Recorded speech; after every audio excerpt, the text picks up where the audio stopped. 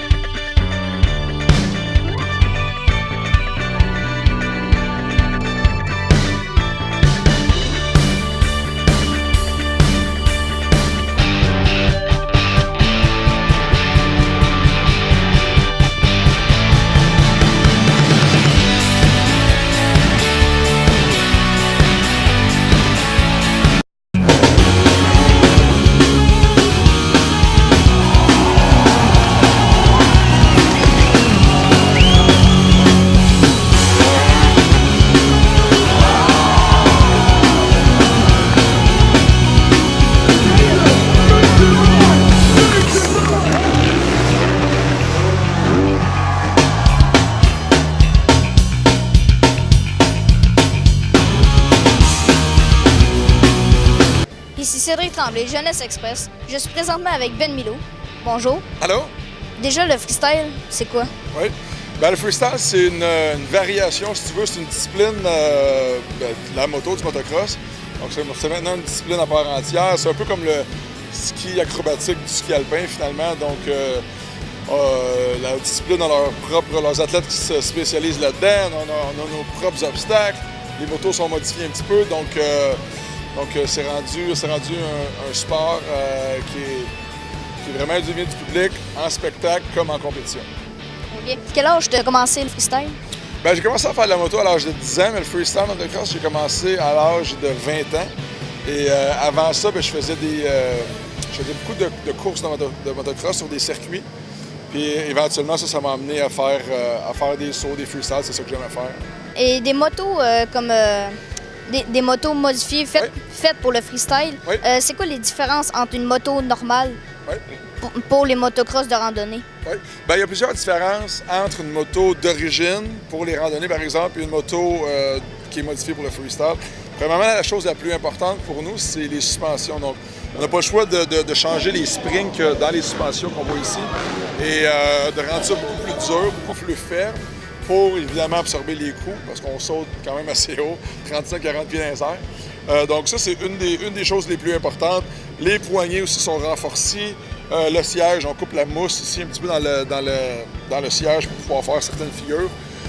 Mais je te dirais, la chose primordiale, prioritaire pour nous, c'est vraiment les suspensions. Vous venez d'arriver au Québec. Oui. C'est quoi vos projets? Ben écoute, ce qui va prendre pas mal de mon temps cet été, c'est la tournée de spectacle qu'on va faire, qui s'appelle Miloland.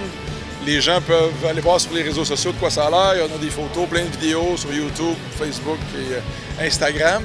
Et on va partir en tournée durant tout l'été au Québec et donner des spectacles un petit peu partout chaque fin de semaine. Donc ça va être un gros morceau de ma cédule, si on veut.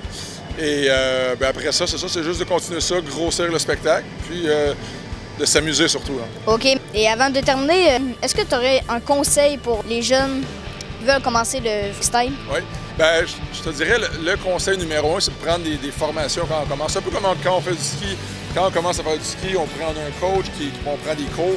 C'est un petit peu la même chose avec la moto, finalement. Donc, ayez pas peur. Allez, il y a des parcs qui sont sanctionnés pour ça dans la région de Québec, à Deschambault, justement. Et il y a des instructeurs qui sont là. Il y a de la location de moto qui peut se faire aussi. Donc, vraiment, c'est de prendre une bonne formation, prendre une bonne technique de base pour éviter les blessures. OK. Merci beaucoup. OK, merci. Cédric Tremblay de Jeunesse Express. Je suis présentement avec M. Michel. Bonjour Michel. Bonjour Cédric. Vous avez commencé le trial à quel âge?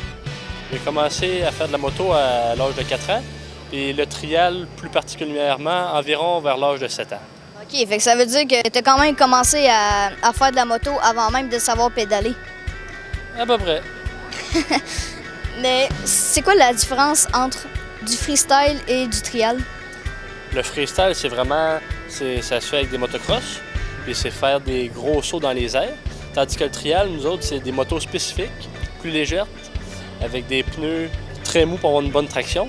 Puis le but, c'est de franchir des obstacles sans mettre les pieds par terre. Oh oh, fait que c'est quand même difficile, ça prend de la pratique. Ça prend énormément de pratique, beaucoup de concentration, puis beaucoup d'équilibre. Et ça vous stresse pas trop d'avoir plein de caméras sur toi, des centaines de personnes qui te fixent? Les premières fois, oui, mais comme ça fait plusieurs années que je viens ici au Salon de la moto de Québec, puis j'ai fait lui de Montréal, de Moncton, d'année en année, le stress est diminué. Mais je ne te cacherai pas que les premières démonstrations de la fin de semaine sont tout le temps un peu plus énervantes. Puis en parlant du salon de moto, qu'est-ce qui vous a amené à venir ici? Ben moi, c'est Ben Milo. Lui, il s'est fait contacter par le salon pour avoir un show. Et il m'a contacté par la suite, savoir si je voulais faire partie de son show et venir montrer qu'est-ce que j'étais capable de faire sur ma moto. OK.